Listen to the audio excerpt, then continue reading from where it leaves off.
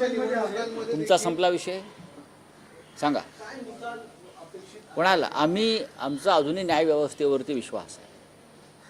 भगवान के घर देर होती है अंधेर नाही होती जे काय म्हणतात बरं का. ठीक आहे, तारखांवर तारखा पडलेल्या आहेत. पक्ष चोरला, एक निवडणूक चोरली, बरं बहुमत चोरलं, हे सगळं जरी असलं तरीसुद्धा न्याय जो आहे हे सत्याच्या बाजूने लागेल. बाळासाहेब ठाकरेंची शिवसेना, हिंदुहृदय सम्राटांची शिवसेना ही नरेंद्र मोदी आणि अमित शहा यांच्या 100 पिढ्या जरी उतरल्या तरी त्यांना चोरता येणार नाही. लक्षात घ्या.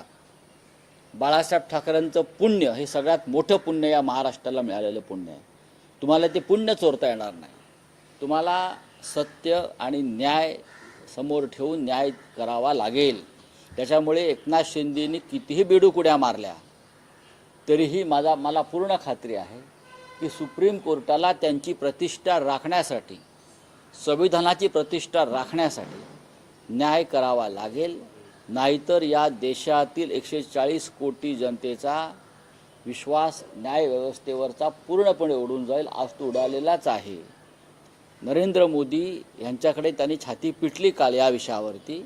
तारीख जवळ येते आहे, तारीख जवळ येते आहे, कुछ करो. असं वाटतं का आतमध्ये काय होतं ते आम्हाला कळत नाही का? आतमध्ये काय चर्चा होतात, चर्चा झाल्यावरती बाहेर काय चर्चा होतात, कोण कोणाशी काय बोलतं, या सगळ्या गोष्टी या नवीन युगामध्ये बाहेर येत असतात.